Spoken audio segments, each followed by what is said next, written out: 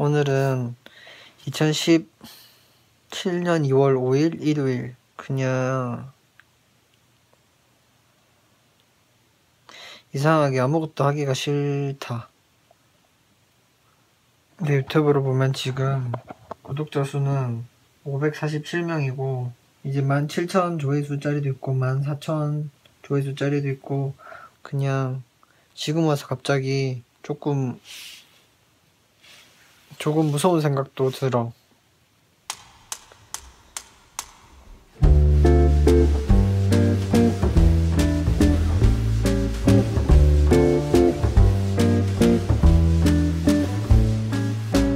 내가 오늘 좀 아침 일찍 나왔는데 하루 종일 걷고 앉아 있었더니 좀 힘들어서 누워서 얘기해도 될까요?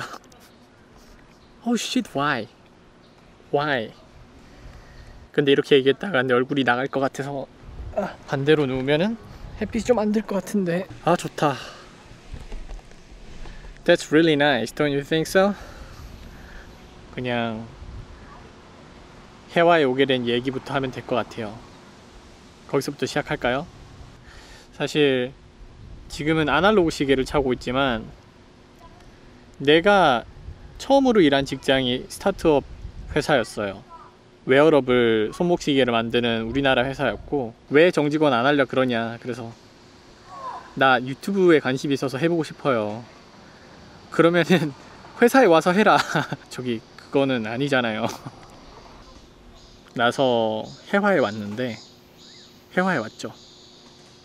그리고 내가 당시 살 때는 이런 전봇대 밑에 있는 이런 풀이라던가 이 전봇대랑 벽돌의 색깔 느낌? 이런 것들을 그렇게 안 봤던 것 같아요. 난 오늘 왜 이렇게 새로운지 모르겠어요. 이게 다 2030들이 일을 대하는 태도와 50대 60대가 일을 생각하는 태도가 많이 달라서 우리나라에서 이게 되게 세대 차이잖아요. 일은 돈 버는 시간이고 나머지는 내가 가족을 위해 인생을 사는 시간, 이렇게 생각하는 게 아니라 일 자체를 나의 자아 실현의 수단으로 삼고 싶어 한단 말이에요, 많은 2030들이. 지금은 굉장히 이게 또 보편화됐어요. 신문에서 그렇게 얘기하고 너무 많은 사람들이 그렇게 살아요. 근데 내가 기억하는 당시의 나의 상황은 2016년도 당시에 지금처럼, 그때 우린 MZ세대란 말을 쓰지 않았고 조금 더 우리가 취업에 열 올리고 또 불붙이던 그런 시대적 환경이었어요. 5년 차이 가지고 이렇게 시대라고 반한 것 자체가 웃기긴 한데, 근데 어쨌든 나는 어떤 새로운 라이프 스타일이나 디지털 노마드나 유튜버나 이런 생각이 있었던 게 아니었어요. 당시 나에게는 내가 혼자서 옥탑방에 나와서 이렇게 지내는 것만으로도 너무 벅찬 거예요. 대학교, 고등학교, 대학교, 내가 공부해온 것들, 그리고 그러면서 사귀었던 내 친구들이 어떤 길을 걸어가는 것들도 보게 되고, 그리고 엄마가 내가 하고 있는 일에 대해서 이해를 못하고 반대 아닌 반대를 하는 거. 지금 내가 뭔가를 보여주지 못한다면은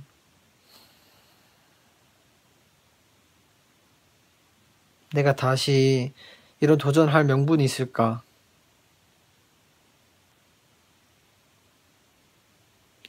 명분이 있을까?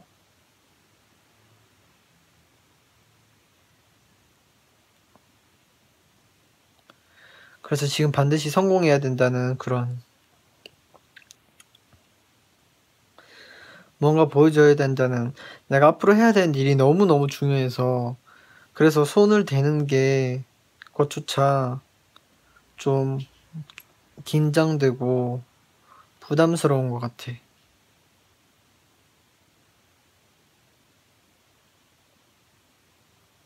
내가 부모님한테 말을 안 했어요, 이거를. 그때 당시에 일부러. 왜냐면 그때 뭐 여러분들이 생각하는 것처럼 지금이야 뭐 유튜브를 다 아시죠. 할머니 할아버지들도 유튜브를 알지만 그때는 몰랐단 말이에요, 사람들이. 그 당시 그 귀뚜라미가 천장에서 점프하려고 막 기다리고 있는 그 보일러 고장나는 그 옥탑방에서 나도 나의 미래에 대해서 마음을 다잡아야 할 시간에 어떤 부모님과 그런 갈등까지 내가 다 같이 겪어야 한다는 것이, 그리고 뭐 여자친구 여자친구에게도 나는 자랑스러운 사람이고 싶은데 여러 가지 의미에서 정말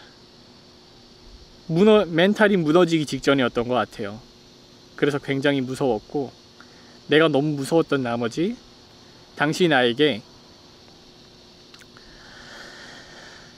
뭐라고 불러야 되죠?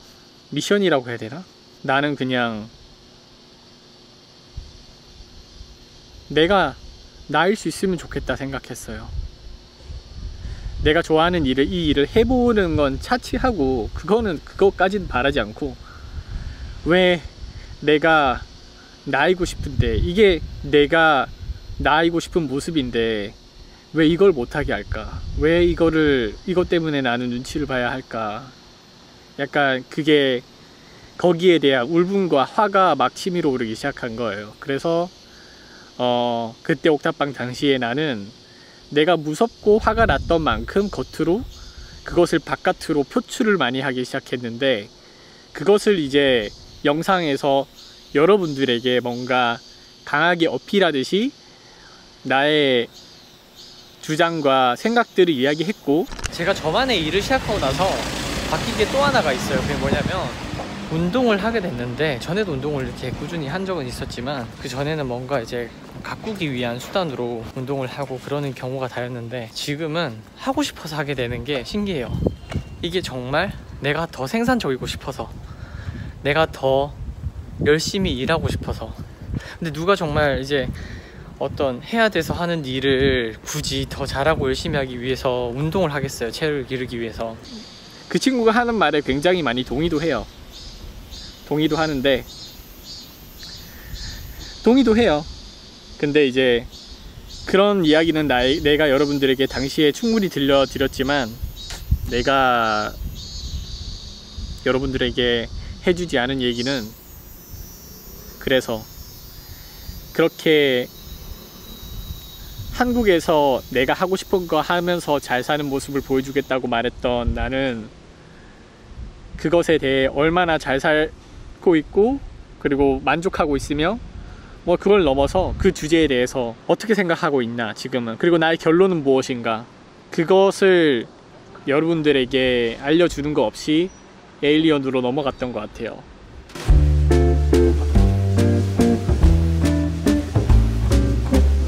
네, 여기 옥상 올라가고 싶었는데 이제 옥상에 안 하신대요. No, I'm so...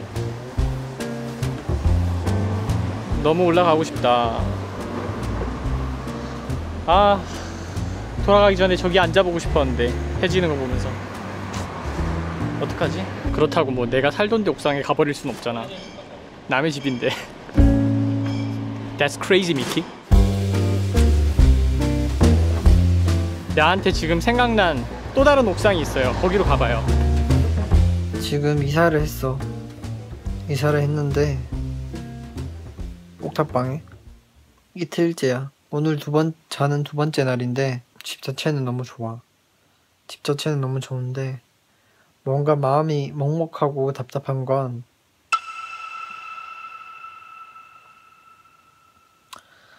집이 답답한 게 아니라 집은 너무 좋은데 여기서부터 내가 앞으로 만들어 나가야 할 일이 너무 많아서 그런 것 같아. 와우, 저기 할리스 괜찮은데?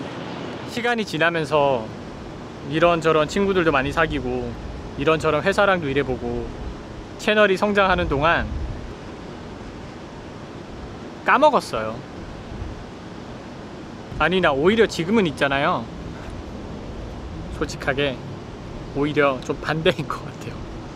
그때는 시발 나 제발 좀 내버려둬 이런 느낌이었는데, 지금은 시발 나 너무 외로워. 같이 어디 가면은 직장이든 어디 가면은 나랑 같이 일하는 동료가 있고, 이것도 저것도 우리는 공동 운명체이기 때문에 죽어도 같이 죽고 살아도 같이 죽는, 이게 너무 그리워요. 이게 너무 그립고, 학교에서 뭐 조별 과제나 이런 거 했던 나의 학회 동아리 활동 이런 거 했던 것도 너무 그립고, 결론은 내가 어떤 것을 쫓았는지, 어떤 것에 화냈었는지, 그때 나에게 무엇이 그렇게 중요했는지, 그렇게 갈구했던 것은 기억이 나지만 중간에 잊어버렸다. 이런 느낌일 줄은 몰랐어. 이런 느낌일 줄 몰랐어. 근데 뚫고 갈 거야. 근데 그렇게 할 거야. 할 수 있다고 생각해.